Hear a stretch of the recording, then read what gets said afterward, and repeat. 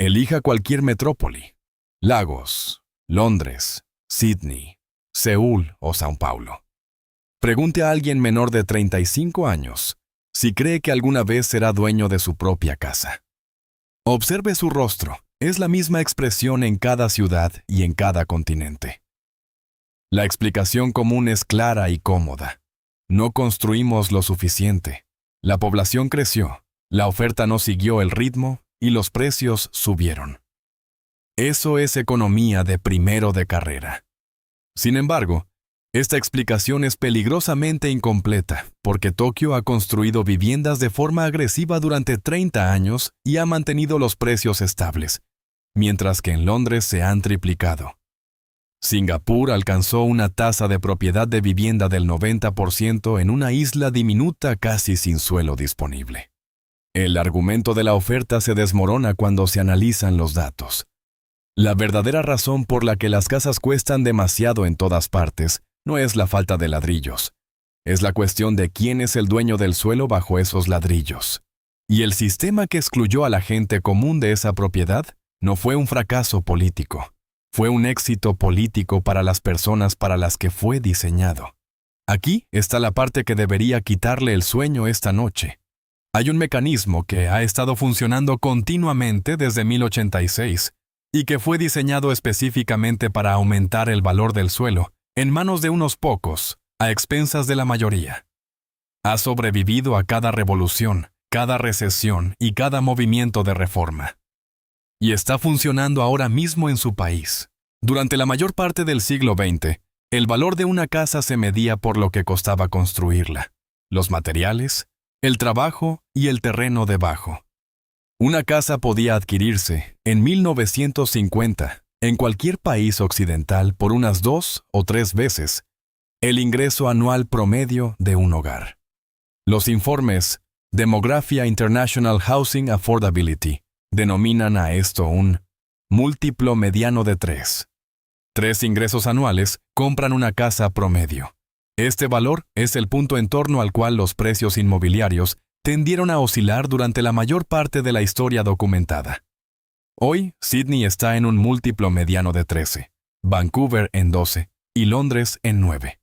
Hong Kong alcanzó brevemente 23 antes de sus correcciones recientes. Algo se rompió, y esa ruptura tiene una fecha específica: el 15 de agosto de 1971. Richard Nixon apareció en la televisión nacional y anunció que Estados Unidos ya no cambiaría dólares por oro a un tipo fijo. El sistema de Bretton Woods colapsó de la noche a la mañana. Todas las monedas importantes del mundo pasaron a ser dinero fiat flotante. De repente, el mundo se vio inundado de capital que tenía que fluir hacia algún lugar, y ya no podía estar seguro en una cuenta de ahorros respaldada por oro sin ser devorado por la inflación. Casi en el mismo momento, los gobiernos de todo el mundo angloparlante comenzaron a reescribir las leyes fiscales de manera que parecía insignificante en el papel, pero resultó catastrófica en la práctica. En Estados Unidos, las ganancias de capital por la venta de una vivienda habitual fueron aplazadas o declaradas exentas de impuestos. Se amplió la deducción de los intereses hipotecarios. En el Reino Unido, se introdujeron exenciones fiscales para las plusvalías en propiedades residenciales. El mensaje implícito de cada gobierno a cada ciudadano era: si invierte su dinero en cualquier otro lugar, grabaremos el beneficio. Si pone su dinero en una casa, no lo haremos. En una década, las familias de clase media ya no compraban casas solo para vivir en ellas.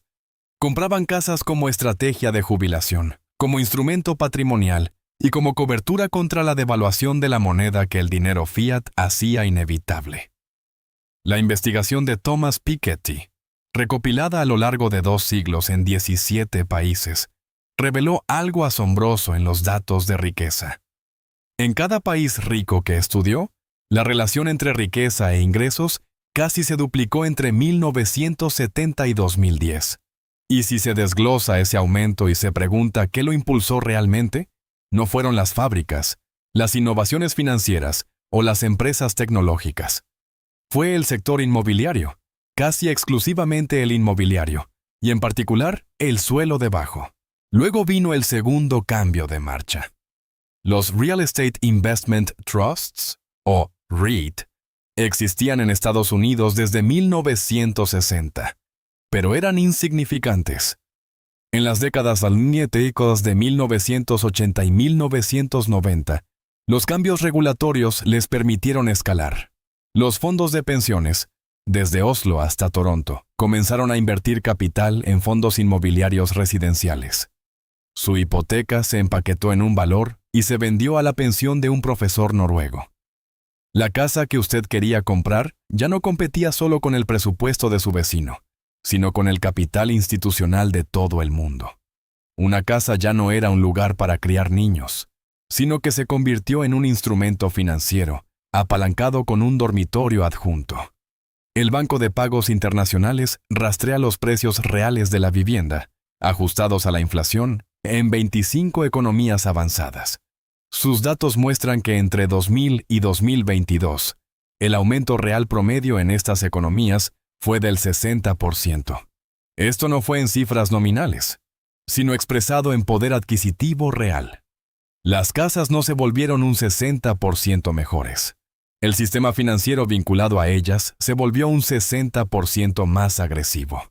Esta es la parte que nadie quiere decir en voz alta en el discurso público sobre la vivienda, porque no culpa a élites corruptas o a banqueros anónimos, sino a votantes comunes y corrientes.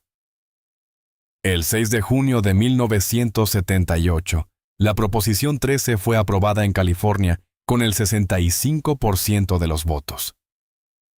Superficialmente, la Proposición 13 parece simpática. Limita los aumentos del impuesto sobre la propiedad al 2% anual, protegiendo supuestamente a los propietarios mayores con ingresos fijos de verse obligados a vender. Suena como protección para los vulnerables. Lo que realmente creó fue uno de los mecanismos de transferencia de riqueza más poderosos en la historia de Estados Unidos, y una plantilla política que ha infectado silenciosamente la política de vivienda en cada país democrático del mundo. Aquí está la mecánica específica. Una casa en Palo Alto valía $100,000 en 1978. Su dueño paga impuestos sobre la propiedad basados en ese valor, limitados para siempre a un crecimiento del 2% anual. 45 años después, la casa se vende por $3,5 millones. El nuevo comprador paga impuestos sobre $3,5 millones. El vecino que compró en 1978 y nunca se mudó, misma calle, mismos metros cuadrados, mismo distrito escolar, paga impuestos sobre un valor estimado de unos $250,000. La diferencia en la cuota tributaria anual es de unos $30,000. Misma calle, mismo servicio del Estado, pero una década diferente de llegada. Pregúntese ahora cuál es el incentivo financiero de ese comprador de 1978 con respecto a la construcción de nuevas viviendas cerca. Si se construye nueva vivienda, llegan nuevos residentes. Los nuevos residentes traen consigo la necesidad de servicios, pero también introducen competencia en el mercado inmobiliario que podría frenar los precios. El activo de $3,5 millones podría perder valor. Así que el comprador de 1978 aparece en cada reunión de planificación. Financian cada campaña para preservar el carácter del barrio. Votan en cada elección local con tasas dramáticamente más altas que los inquilinos, que tienden a ser más jóvenes, más móviles y menos organizados civilmente en torno a intereses de propiedad. Esto no es un comportamiento malicioso. Es un interés propio completamente racional dentro de un sistema diseñado para recompensarlo. California es el caso de estudio, pero el mecanismo es global. La Ley de Planificación Urbana y Rural de 1947 en el Reino Unido transfirió los derechos de urbanización de los propietarios de tierras al Estado. En teoría, esto le daba al gobierno el control para orientar la oferta de vivienda hacia las necesidades públicas. En la práctica, otorgó a los concejales locales electos, que representan a los propietarios de viviendas existentes, un derecho de veto contra las nuevas construcciones. Gran Bretaña construye unas 200,000 casas al año. Alemania, con una población similar, construye 300.000. Los Países Bajos, con una décima parte de la población de Gran Bretaña, construyen proporcionalmente más que ambos. La base de datos de vivienda asequible de la OCDE muestra que el parque de viviendas de Gran Bretaña por cada 1.000 habitantes apenas ha cambiado desde 1980. Esto no se debe a que el país haya olvidado cómo verter hormigón, sino a que la gente que vota controla a la gente que concede los permisos. Los politólogos tienen un nombre para lo que sucede una vez que la propiedad de la vivienda en una democracia supera el umbral del 50% de los hogares. Lo llaman mayorías consolidadas. Tan pronto como más de la mitad del electorado posee bienes inmuebles, esos propietarios comparten un interés financiero colectivo en limitar la oferta. Se convierten en la mayoría, eligen a los políticos redactan las leyes de planificación. Las leyes de planificación restringen la oferta. Los precios suben y los propietarios existentes se enriquecen. El ciclo se refuerza a sí mismo. Estados Unidos cruzó este umbral en la década de 1950, el Reino Unido en la de 1970 y Australia en la de 1980. En cada caso, en cada país, la asequibilidad de la vivienda para los nuevos compradores comienza a deteriorarse una década después de ese punto de cruce. No es casualidad, es aritmética. Una comisión del gobierno británico en 1973, la Comisión Rotherham sobre el uso del suelo, señaló explícitamente en sus conclusiones que la restricción de la urbanización residencial en zonas deseadas enriquecería a los actuales propietarios de tierras a expensas de los futuros residentes, y recomendó abstenerse de ello. El gobierno leyó el informe e implementó las restricciones de todos modos, debido a que los propietarios existentes votaban y los futuros residentes aún no habían nacido. Usted fue excluido de una decisión democrática sobre su propio futuro financiero, incluso antes de tener la edad suficiente para emitir un voto. En septiembre de 2008, Lehman Brothers se declaró en quiebra. La Reserva Federal bajó los tipos de interés a casi cero, y luego comenzaron los programas de compra de activos. La justificación oficial fue la prevención de una segunda Gran Depresión. El mecanismo, sin embargo, fue la inflación de activos. Esto no fue sutil, y los responsables eran conscientes del efecto. Cuando un fondo de pensiones gana casi el 0% con bonos del Estado, busca rentabilidad. Cambia a acciones, bonos corporativos e inmuebles. Entre 2010 y 2022, los inversores institucionales pasaron de una cuota insignificante de casas unifamiliares en Estados Unidos a un estimado del 3% de todas las casas del país. Suena a poco, pero miremos más de cerca. En ciertos códigos postales de Atlanta, los compradores institucionales compraron una de cada 5 casas en el momento de mayor auge. En Phoenix, en 2021, una de cada 4 ventas fue a parar a empresas que no tenían intención de vivir en ellas. Esto no es una conspiración, es una asignación racional de capital en un mundo donde los bancos centrales han destruido deliberadamente los rendimientos de todas las demás clases de activos seguros. Los propios documentos de investigación de la Reserva Federal de esa época reconocen lo que los economistas llaman el canal de equilibrio de cartera. El objetivo explícito de la flexibilización cuantitativa, QE, era empujar a los inversores de activos seguros a otros de mayor riesgo. El sector inmobiliario era uno de esos activos de mayor riesgo. La Fed lo sabía. Los datos del Banco de Pagos Internacionales muestran la aceleración con brutal claridad. Los precios reales globales de la vivienda subieron más rápido entre 2020 y 2022, tras la QE inducida por la pandemia, que en cualquier otro momento desde que hay registros. Esto no sucedió solo en un país, sino en todos los países al mismo tiempo. Esta naturaleza global simultánea es la huella dactilar. Cuando lo mismo sucede en todas partes a la vez, no es un problema de oferta local, son las condiciones monetarias globales. Hay un paralelismo de la Florencia del siglo XIV que vale la pena examinar. La familia de banqueros Medici fue pionera en una forma temprana de crédito barato a través de letras de cambio, instrumentos que permitían a las familias de mercaderes prestar y pedir prestado en toda Europa, en condiciones favorables. Los historiadores que han examinado los registros de propiedad florentinos de 1380 a 1420 documentan una notable concentración de la propiedad de la tierra en ese período exacto.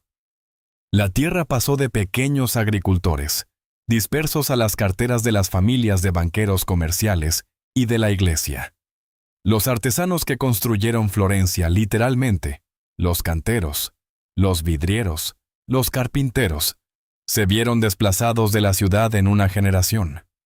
Florencia no tenía escasez de viviendas. Tenía un problema de crédito. Cuando el dinero es barato, fluye hacia los activos reales. El suelo no se multiplica. Los precios suben hasta que los constructores duermen fuera de las murallas que ellos mismos erigieron. Repetimos esto global y simultáneamente en 2010, con más potencia de cálculo y menos sabiduría que los Medici. Los datos de la Reserva Federal sobre los balances de los hogares estadounidenses muestran la división claramente, entre 2007 y 2019. El quintil superior de ingresos vio un aumento del patrimonio neto del 60%, mientras que el quintil inferior experimentó una contracción. El mecanismo es sencillo. El quintil superior poseía casas antes de que comenzara la Q. GIE poseía acciones y poseía activos. El quintil inferior poseía salarios y depósitos bancarios. La Q infló los activos, no infló los salarios. La brecha se amplió cada año al ritmo de la política de los bancos centrales. En octubre de 1886, se presentaron 3 candidatos a las elecciones para la alcaldía de la ciudad de Nueva York. El nominado republicano, Abram Hewitt, respaldado por Tammany Hall, y un impresor de Filadelfia llamado Henry George, que se presentaba como candidato de los trabajadores y acababa de escribir el libro de economía más vendido de la historia de Estados Unidos. George perdió por pocos en una contienda que muchos contemporáneos creyeron que había sido robada en los centros de recuento de Tammany Hall. Quedó por delante de un joven Theodore Roosevelt. El resultado puso fin a su carrera política e inició el proyecto de 70 años de enterrar sus ideas. George había observado cómo San Francisco se transformó de un puesto fronterizo en una ciudad en una sola década durante la fiebre del oro. Lo que le obsesionó fue una paradoja que no podía explicar. Cuanto más rica se volvía la ciudad, cuanto más subían los salarios y más se expandía el comercio, más pobre se volvía la gente en la base. No relativamente pobre, sino absolutamente pobre. Llegaban nuevos trabajadores, los salarios bajaban, los alquileres subían y los hombres dueños de las tierras, sobre las que la ciudad crecía por casualidad, se embolsaban la diferencia. No habían hecho nada para crear ese valor. Los trabajadores construyeron las calles, los mercaderes crearon el comercio y la comunidad financió las escuelas. El terrateniente poseía el título y cobraba el alquiler creciente que generaba toda esa actividad comunitaria. Su solución en Progreso y Miseria, publicado en 1879, fue un impuesto único sobre el valor del suelo. No sobre los edificios, no sobre los salarios y no sobre los ingresos del trabajo. Solo sobre el aumento de valor no ganado por poseer tierra. Como no se puede esconder el suelo y no se puede llevar al extranjero, simplemente está ahí, conocido, inmóvil y sujeto a impuestos. La economía académica de los siguientes 50 años, cuyas cátedras a menudo fueron dotadas por la riqueza de los terratenientes, dedicó una energía enorme a desarrollar teorías que difuminaran la diferencia entre suelo y capital. Agruparon el suelo con las fábricas, la maquinaria y las inversiones productivas. Hicieron que fuera intelectualmente difícil ver que el suelo era categóricamente diferente, limitado en oferta, con un valor que aumenta únicamente por la actividad comunitaria circundante, y otorgando a sus propietarios privados un peaje permanente y autorreforzado sobre la vida económica de todos los demás.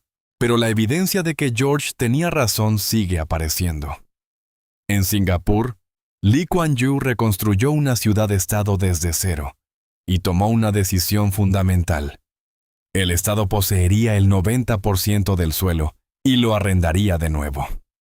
El valor que los singapurenses crearan colectivamente a través de las escuelas, el transporte y el desarrollo económico debería permanecer en la comunidad, en lugar de fluir hacia los propietarios de tierras privados. El resultado es una tasa de propiedad de vivienda del 90%, lograda mediante viviendas de arrendamiento subsidiadas en una de las ciudades más caras del mundo. Los precios son altos, pero bajo el modelo de propiedad occidental serían astronómicos. Pittsburgh, Pensilvania, llevó a cabo una versión silenciosa de este experimento durante décadas en el siglo XX. La ciudad gravó fuertemente el valor del suelo y poco los edificios, lo contrario que la mayoría de los municipios estadounidenses. El resultado fue que Pittsburgh tuvo una actividad de construcción dramáticamente mayor que ciudades comparables de Pensilvania. Cuando se grava el suelo, los especuladores dejan de estar sentados sobre solares vacíos esperando a que suba el valor. Cuando se gravan poco los edificios, los promotores construyen. La oferta por la que han suplicado los defensores de la vivienda apareció casi automáticamente cuando se corrigió la estructura de incentivos. La respuesta se ha encontrado múltiples veces en diferentes países y siglos. Se entierra una y otra vez porque las personas a las que amenaza son la mayoría democrática en cada economía avanzada. Precisamente las personas cuyos votos necesitan los políticos son las personas cuyos activos se verían moderados por la solución. El Uroboros está completo. Las personas que más sufren por los costes de la vivienda no votan sistemáticamente en contra de ellos. Aspiran a formar parte del sistema. Votan por su futura hipoteca, y las personas que ya tienen esa hipoteca votan para cerrar la puerta tras de sí. Está entrando una variable en la ecuación de la vivienda que no estaba presente en ningún paralelismo histórico y que se mueve más rápido de lo que cualquier sistema político puede reaccionar.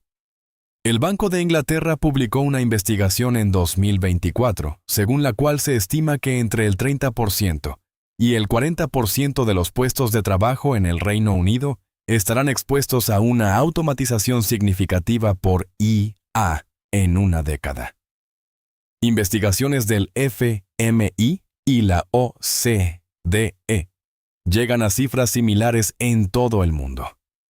Esto genera una doble presión sobre los mercados inmobiliarios. Por un lado, la demanda concentrada que sostiene los precios en ciudades caras se debilita si los puestos en el sector del conocimiento se reducen significativamente por la automatización. San Francisco ya experimentó una corrección real de precios entre 2022 y 2024 en relación con la contracción del sector tecnológico. Si la IA acelera esto, las ciudades premium se enfrentan a un choque estructural de la demanda. Por otro lado, la IA concentra los beneficios masivamente en el lado de los propietarios.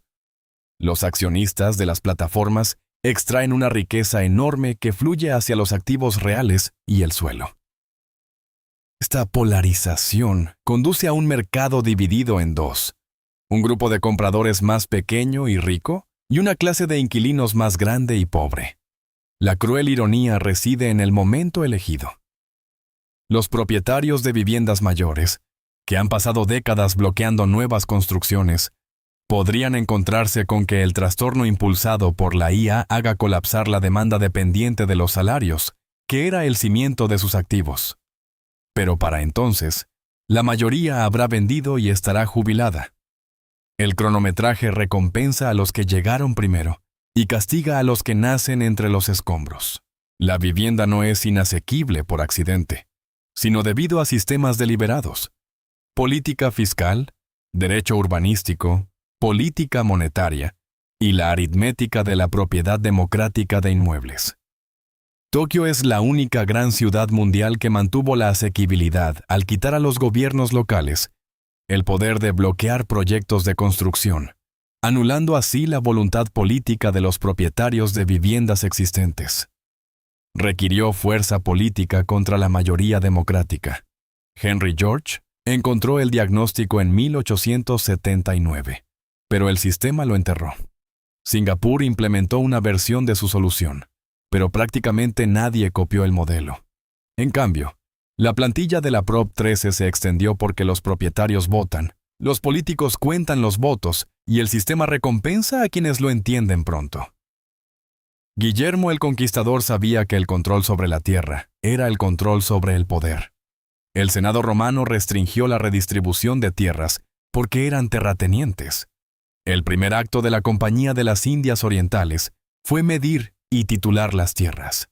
Cada imperio entendió que la pregunta que subyace a todas las demás es a quién pertenece el suelo. En la mayoría de los países, la respuesta se decidió mucho antes de que usted naciera. La máquina que fue construida para mantener este estado de cosas sigue funcionando, y ahora sabe cómo funciona. Si este análisis de los mecanismos ocultos que rigen nuestro mundo ha cambiado su visión de las calles por las que camina, suscríbase a este canal y dele a me gusta a este video. Estamos desenterrando la historia y las verdades económicas que han estado enterradas durante generaciones. Construyamos un futuro basado en el entendimiento. Nuestra próxima investigación sobre las fuerzas que dan forma a su vida seguirá en breve.